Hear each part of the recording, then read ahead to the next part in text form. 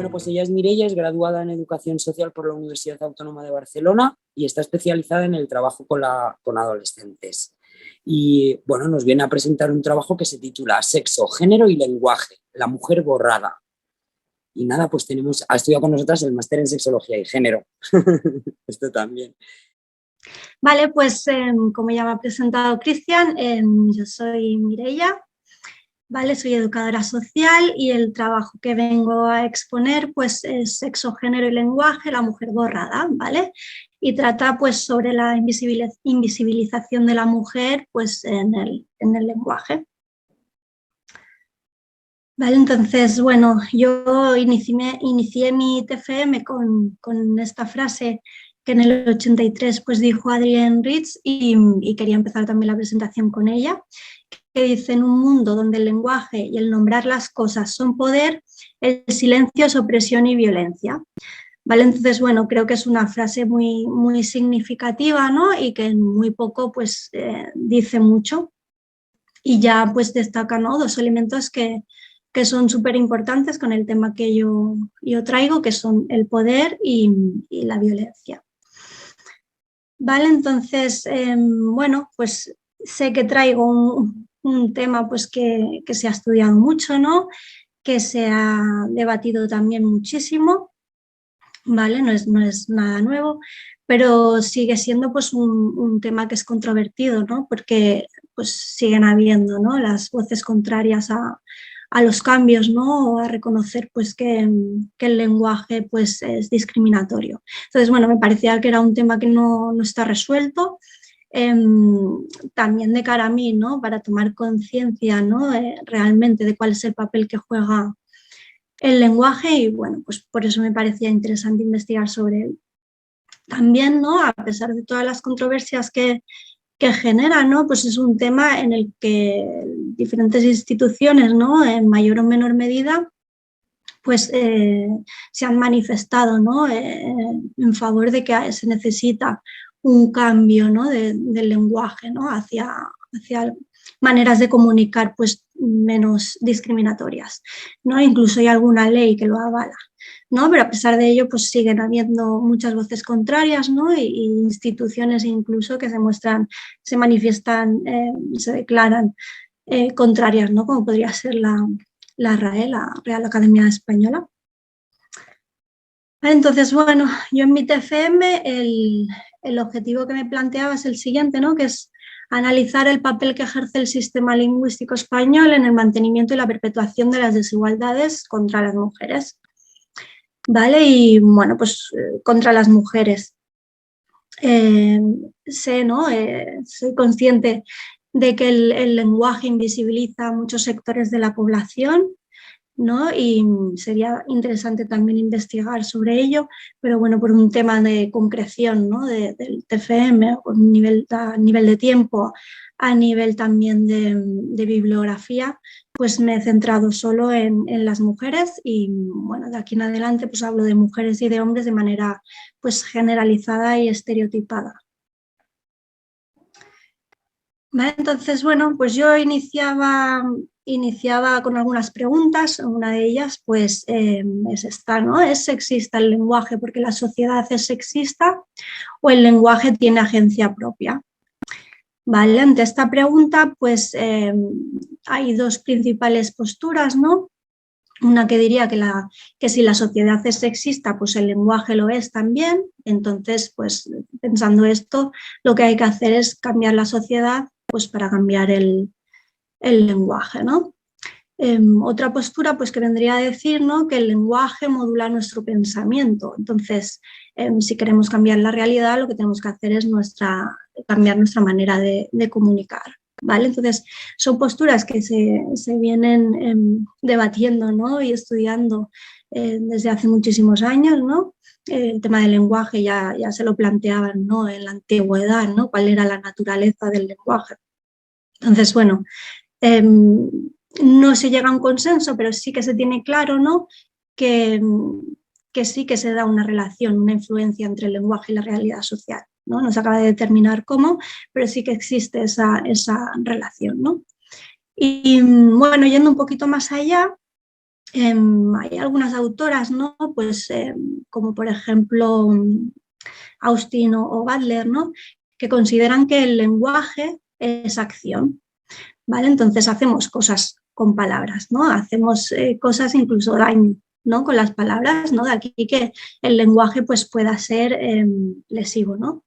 Y si le atribuimos esta agencia, ¿no?, al lenguaje, si el lenguaje puede llegar a hacer daño, ¿no?, también le podemos atribuir esa agencia, ¿no?, para que sea sanador.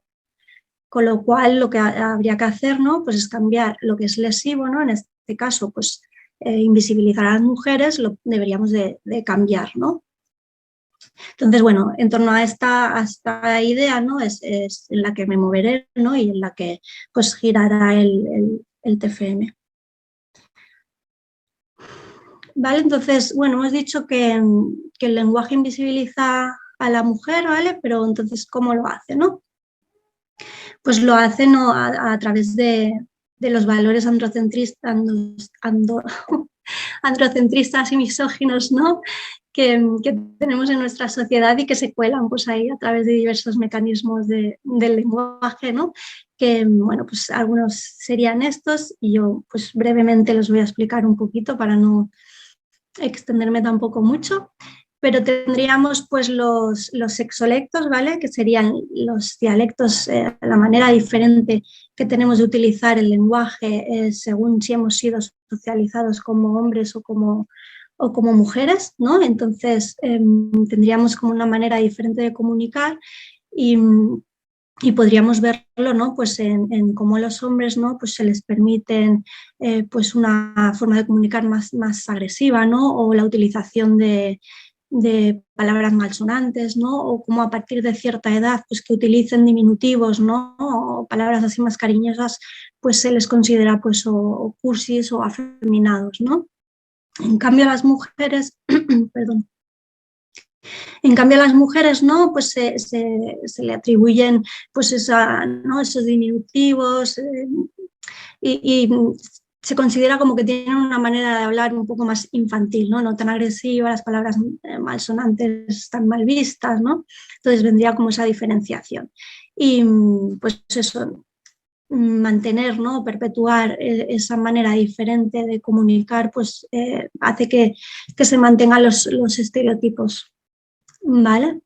Luego tendríamos el género gramatical, que el género gramatical pues haría referencia al uso del masculino como genérico universal, ¿vale? En el masculino estaríamos incluidas todas, lo cual es como el hecho del lenguaje invisibilizador que es más evidente, ¿no? Es el menos sutil, quizá, ¿no? Luego tendríamos el léxico, que el léxico hace referencia pues a todas aquellas palabras que son discriminatorias. Aquí pues tendríamos, por ejemplo, ¿no?, por decir algún ejemplo, pues los duales aparentes, ¿no?, que son aquellas palabras que, aunque son la misma palabra en femenino o masculino, depende de a quién se le atribuye, pues significan una cosa u otra, ¿no? Por ejemplo, ¿no?, el ejemplo que siempre se suele utilizar pues sería zorro o zorra, ¿no? Sería un ejemplo, pero también a nivel de léxico, pues si analizamos las palabras, sobre todo que se refieren a oficios o a familia, ¿no?, si cogemos el diccionario de la RAE, pues solo tenemos que consultar ciertas palabras para encontrar, ¿no?, ese léxico discriminatorio. En cuanto a los oficios, ¿no?, tradicionalmente había muchos oficios que solo se realizaban por hombres, ¿no? Entonces, cuando las mujeres, ¿no?, entramos en el mundo laboral, ¿no?, entramos masivamente en el mundo laboral, se creó el conflicto, ¿no?, de que no había palabras para nombrar esos oficios. Pero es que a día de hoy todavía hay dificultades para nombrar ciertos oficios, ¿no? O sea, cuesta decir la jueza, ¿no?, o la abogada, la médico, ¿no?, o médica, perdón. ¿No? Hay mujeres incluso que a ellas se nombran, ¿no?, como el abogado de la sala, como cosas que son un poco que cuesta entender. A nivel de sintaxis, pues sería la construcción que se hace de las frases, ¿no? Que se hacen pensando en que de manera consciente e inconsciente, ¿no? Que las personas que la van a leer o escuchar pues van a ser hombres, ¿no? Y también encontraríamos los saltos semánticos, que sería pues empezar una frase perdón, empezar una frase con el genérico masculino para luego en la misma frase seguir utilizando ese masculino como específico, ¿no? Lo cual pues también crea mucha confusión. Y en cuanto a las narrativas, pues serían las maneras, ¿no? Las formas de articular los discursos, ¿no? Qué es lo que se nombra, cómo se nombra, cuánto se nombra, pero también lo que no se nombra, ¿no? Y aquí pues tenemos muchos ejemplos, ¿no? Pues a lo largo de la historia, cómo nos han llegado, ¿no? Las vivencias de las mujeres, ¿no? Pues ya sea en la historia de la humanidad, ya sea en otros ámbitos, ¿no? Como por ejemplo las ciencias, lo que se investiga, lo que no, ¿no? A nivel de la medicina, ¿no? Pues enfermedades de las mujeres que ni siquiera se investigan, ¿no? O en las artes o en cualquier ámbito que miremos, ¿no? Siempre está en el centro el hombre y pues la mujer invisibilizada. Vale, entonces, consecuencias de esto hay muchas, pero bueno, yo quería aquí destacar estas tres, ¿no? Por un lado, pues tendríamos, ¿no? el considerar, o sea, el narrar el mundo así hace que tengamos interiorizado pues, que lo femenino sale a partir de lo masculino, ¿no? Lo femenino es lo dependiente. Cuando hablábamos de los sexolectos, ¿no? El sexolecto que se estudia, el válido, es el masculino, ¿no? El femenino pues es el raro, el cursi, el infantil, ¿no? Entonces, pues es una manera de entender el mundo desde que lo femenino es dependiente de lo masculino, ¿vale? Otra de las consecuencias pues sería que se pierde pues una parte de la visión del mundo, ¿no? La visión de las mujeres. Y otra de las consecuencias que creo también importante tener en cuenta es que también influye en cómo nos percibimos nosotras mismas, ¿no? Cómo nos hablamos nosotras mismas, ¿no? Cómo nos situamos en el mundo, ¿no? El hecho de que siempre, ¿no? En las narrativas, ¿no? En el lenguaje siempre es el centro el hombre, pues ya hace que nosotras interioricemos eso, ¿no? Que nuestra autoestima, nuestro autoconcepto, ¿no? Y nuestra identidad, ¿no? Se crean a partir de ello, ¿no? Y de ahí pues la inseguridad para tomar la palabra, ¿no? O para tener que explicar el doble, ¿no? Que nuestros compañeros hombres, porque sabemos que se nos va a juzgar más, o bueno, mil implicaciones que tiene. Bueno, en mi TFM también hacía un apartado donde relacionaba, ¿no? El lenguaje y sexualidad, ¿no? Cómo implica el lenguaje en la construcción o la vivencia de nuestra sexualidad.